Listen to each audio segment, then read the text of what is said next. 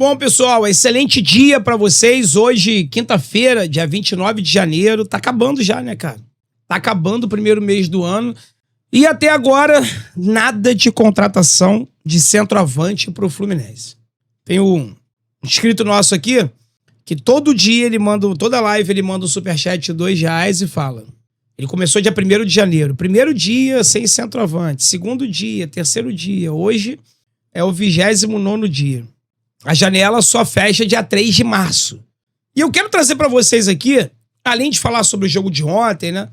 Eu tô gravando esse vídeo aqui no dia seguinte do Fluminense vencer o Grêmio por 2-1. Finalmente o Fluminense estreou com o pé direito, né? No Brasileirão. Já falei que a primeira rodada, ela tem o mesmo peso da última rodada, Campeonato Brasileiro de Pontos Corridos. Todos os 3 pontos são iguais, né? Não importa se você vencer na primeira rodada ou na última, é tudo 3 pontos. Então, vitória importantíssima no Campeonato Brasileiro, que promete ser muito equilibrado, um primeiro turno inteiro jogado antes da Copa do Mundo. Então, vitória muito importante, estou muito feliz com a conquista dos 3 pontos na noite de ontem. Mas o que eu queria falar com vocês aqui é sobre essa situação do centroavante, né? Que eu comecei falando agora. O mês de janeiro tá acabando e o Fluminense não contratou um centroavante ainda. Bom, eu conversei com uma pessoa ontem no Maracanã que é ligada diretamente ao presidente do Fluminense, Matheus Montenegro, e tem contato com ele diariamente e que me informou que ouviu da boca do próprio presidente do Fluminense que não existe a menor possibilidade do Fluminense não contratar um centroavante nessa janela de transferência. Tá? Essa pessoa chegou a perguntar, mas vai ser até março, né? Vai ser até a janela fechar, né? E aí o presidente teria respondido, óbvio, acabei de falar, não existe a menor possibilidade do Fluminense não trazer um centroavante para brigar por vaga ali com o John Kennedy, Germacano, quando voltar. O camisa 9 sabor centroavante eu nem coloco nessa conta aí, né? Porque se o Fluminense tá tão convicto assim que precisa desse cara, ele não vai ficar com 4 centroavantes no elenco. Provavelmente já deve estar correndo atrás aí para arrumar algum clube pro Everaldo, né? Então, assim, eu queria te tranquilizar. Eu não posso botar a mão no fogo pelo Matheus, né? Mas eu confio muito nessa pessoa que falou comigo ontem. Que, repito, é ligada diretamente com o presidente do Fluminense. Você tem contato diário com ele e ouviu da boca do próprio presidente que não existe possibilidade do Fluminense não contratar um camisa 9. Então, assim, eu sei que a nossa ansiedade é muito grande. A gente quer esse camisa 9, a gente precisa desse camisa 9. Apesar do John Kennedy ter feito gol no Fla-Flu, eu fui até injusto com ele ontem na minha avaliação pós-jogo, que eu falei que no jogo de ontem ele teria feito a mesma coisa que o Everaldo quando jogava, né? Ou seja, nada. Só pivô, raspadinha, segurar a bola e tal, mas isso não é verdade, né? O John Kennedy, ele participou diretamente do primeiro gol do Fluminense, o gol do Nonato, onde ele recebe a bola dentro da grande área, sim, faz o pivô, protege, mas ele rola a bola com açúcar pro René poder finalizar de cara pro gol. O Everton fez uma grande defesa, a bola sobra pro Nonato que empurra pra dentro do gol. Então, assim, o John Kennedy teve uma participação direta ontem no primeiro gol do Fluminense. Então, sim, obviamente, como a gente já sabia, ele tá sendo muito mais útil do que o Everaldo. Só que a gente conhece o John Kennedy há quantos anos? 3 para 4 anos. E a gente sabe o quanto ele é inconstante, né? Cara, talvez eu seja uma das pessoas que mais gostaria que o John Kennedy fosse regular, metesse gol direto e fosse o nosso centroavante. Porque o moleque tem identificação com a torcida, o moleque tem aura, ele sabe fazer gol, é uma máquina de fazer gols, sempre foi desde a base, é tricolor de coração. Então, assim, não existiria um centroavante melhor pra gente ter na nossa titularidade do que ele. Só que, acabei de falar agora, a gente conhece ele por 3 ou 4 anos e sabe que ele é muito inconstante. E olha a importância de um centroavante matador. Olha o que o Carlos Vinícius fez ontem no Grêmio. Até quando o Grêmio perde, o Carlos Vinícius faz o gol dele. E eu admito, ano passado, quando ele estava boiando por aí, o empresário dele oferecendo ele para tudo que é lugar, quando me perguntaram aqui na live se eu gostaria que ele fosse, o Fluminense tinha que contratar e tal, eu falei que não. Porque ele estava mais de 1 ano sem fazer gol lá na Inglaterra e tudo mais. Falei, não, cara, isso aí não vai ser a solução dos nossos problemas, não.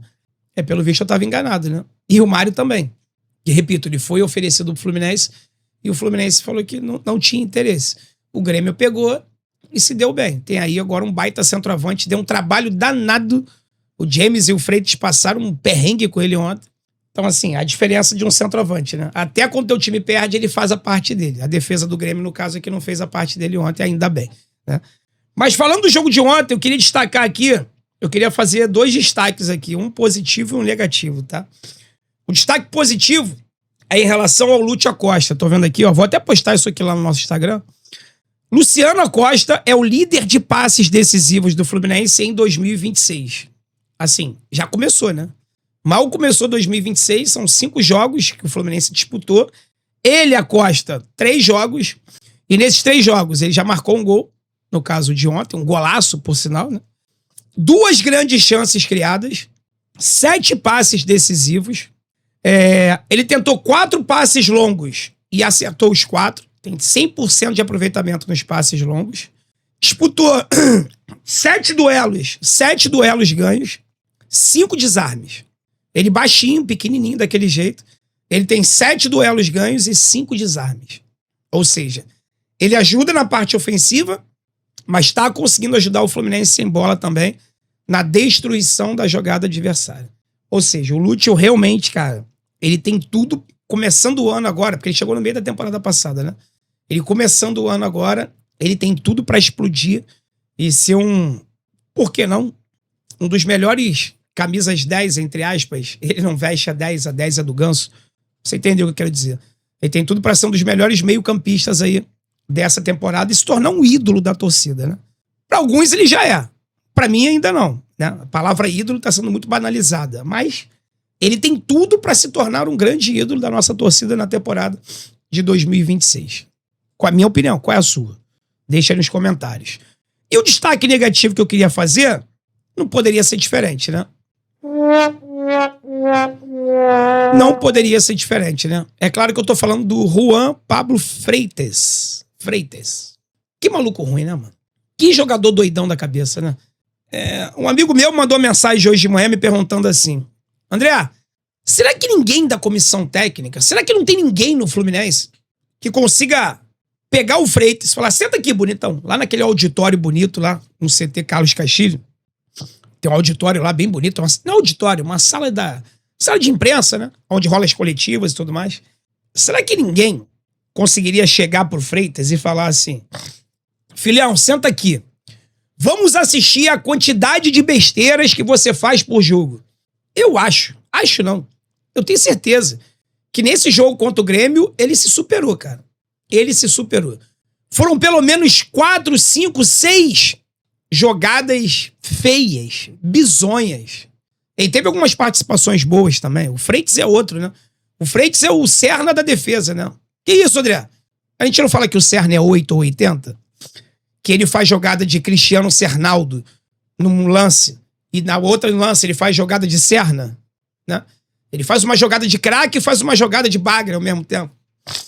O Freitas é mais ou menos isso também. O Freitas participou, por exemplo, do primeiro gol do Fluminense.